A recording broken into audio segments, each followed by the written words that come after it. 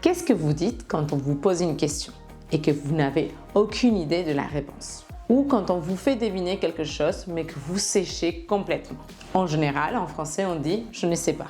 Mais aujourd'hui, je vais vous apprendre une expression bien plus naturelle et courante en français qui vous fera passer à un niveau supérieur. Restez bien jusqu'à la fin pour la découvrir. Et si vous voulez recevoir la fiche gratuite de cet épisode, inscrivez-vous à ma newsletter. Le lien est dans la description. Chaque semaine, vous y trouverez du contenu premium pour progresser en français. Vous êtes prêts? C'est parti! Bienvenue au podcast Français en contexte.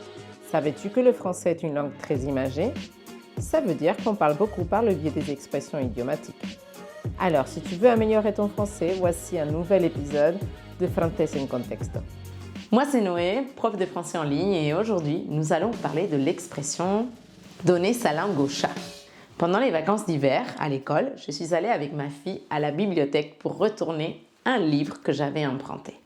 Et sur le chemin du retour, on marchait tranquillement et ma fille de 6 ans me racontait un peu sa vie à l'école et me posait des questions du style « Maman, tu sais pourquoi à l'école on fait du sport au City Stade ?» Et avant que je ne réponde, elle me demande « Tu donnes ta langue au chat ?» Elle a dû se dire que je ne connaissais pas la réponse à sa question car j'ai mis du temps à lui répondre. Juste quelques secondes, mais pour un enfant, c'est une éternité. Elle pensait que je voulais me rendre, m'avouer vaincue. Ce samedi-là, j'ai pensé à vous et je me suis dit, c'est une belle expression pour mes auditeurs et mes auditrices du podcast Français en contexte. Et nous voilà. Comme vous l'avez vu dans l'exemple précédent, donner sa langue au chat veut dire qu'on renonce à trouver ou à deviner une solution, avouer son ignorance ou se reconnaître incapable de trouver la solution à un problème. Alors pourquoi dit-on donner sa langue au chat? J'adore découvrir l'origine des expressions, ça m'aide à mieux les connaître, à mieux les retenir. Parce que derrière chaque expression, il y a une histoire. Donner sa langue au chat, c'est assez logique quand on ne connaît pas la réponse à une question. Soit on ne dit rien, soit on avoue qu'on ne sait pas. Donc, donner sa langue, c'est comme abandonner la parole.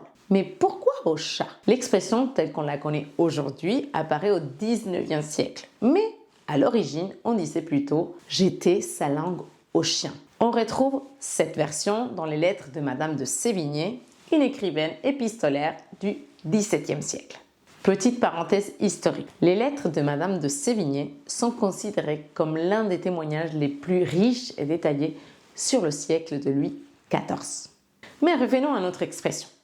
À l'époque, on jetait aux chiens ce qui n'avait plus de valeur. Des restes de nourriture, des choses dont on ne voulait plus.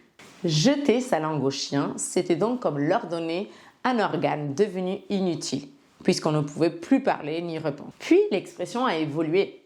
Jeter est devenu donner et les chiens ont été remplacés par le chat. Mais pourquoi? En fait, donner sa langue au chat vient de la fusion de deux expressions. D'un côté, jeter sa langue au chien, utilisé par Madame de Sévigné. De l'autre, mettre quelque chose dans l'oreille du chat. Une expression du 19e siècle employée par une autre romancière épistolaire, George Sand, qui signifiait confier un secret à quelqu'un qui ne le répétera pas. À l'époque, on considérait que le chat gardait les secrets et qu'il savait tout, mais qu'il restait silencieux. Finalement, donner sa langue au chat, c'est un peu comme dire « je ne sais pas, alors je m'en remets à quelqu'un qui, lui, connaît la réponse ». Voici 3 exemples afin que vous puissiez l'utiliser dans la vie quotidienne. Allons-y avec le premier exemple. Quand vous avez oublié quelque chose. Admettons que vous discutez avec un ami du dernier film que vous avez vu. Vous vous rappelez très bien de l'histoire, mais le nom du film et de l'acteur vous échappe. Votre ami, curieux, veut absolument savoir de quel film vous parlez et commence à deviner. Vous lui dites « c'est un super film avec un acteur français vraiment talentueux ». Et il essaye de deviner. C'est Vincent Cassel? Non, un acteur plus jeune. Il a joué un grand couturier dans un autre film. C'est Gaspard Ulliel? Non plus. Je n'arrive vraiment pas à me souvenir de son nom. Je donne ma langue au chat. Et votre ami qui vous dit « c'était Pierre Ninet ?» Vous répondez « oui, c'est ça, je l'avais sur le bout de la langue ». Passons au deuxième exemple, quand on vous fait deviner quelque chose. Imaginez que vous êtes invité à prendre un café chez un ami et qu'il a préparé un délicieux gâteau Curieux, vous lui demandez quels ingrédients il a utilisés. Votre ami vous répond « Alors, il y a de la farine, des œufs, du sucre, de la levure, du chocolat et mon ingrédient secret. » Il vous dit « Devine ». Et donc, vous commencez. Du sel? Non. De la vanille? Non. De la cannelle? Non plus. Et il vous demande « Alors, tu trouves ou tu donnes ta langue au chat ?» Et vous lui dites « Bon, je donne ma langue au chat. » Et il vous donne l'ingrédient secret, c'était du poivre. Voici le troisième exemple, quand on vous pose une question sur un fait curieux. Vous êtes avec des amis et l'un d'entre eux raconte un fait curieux à propos d'une expression. À la fin, il vous pose une question et attend une réponse, mais personne ne trouve.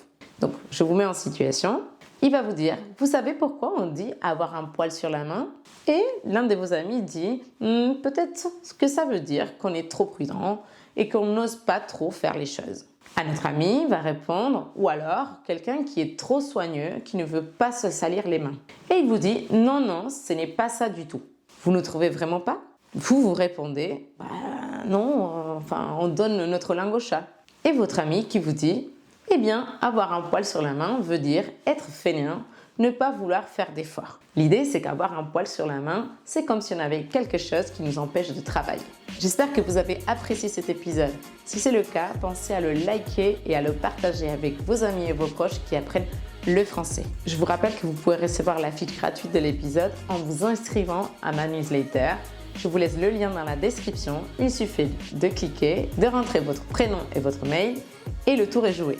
Je vous donne rendez-vous la semaine prochaine pour découvrir ensemble une nouvelle expression, toujours en contexte. À bientôt!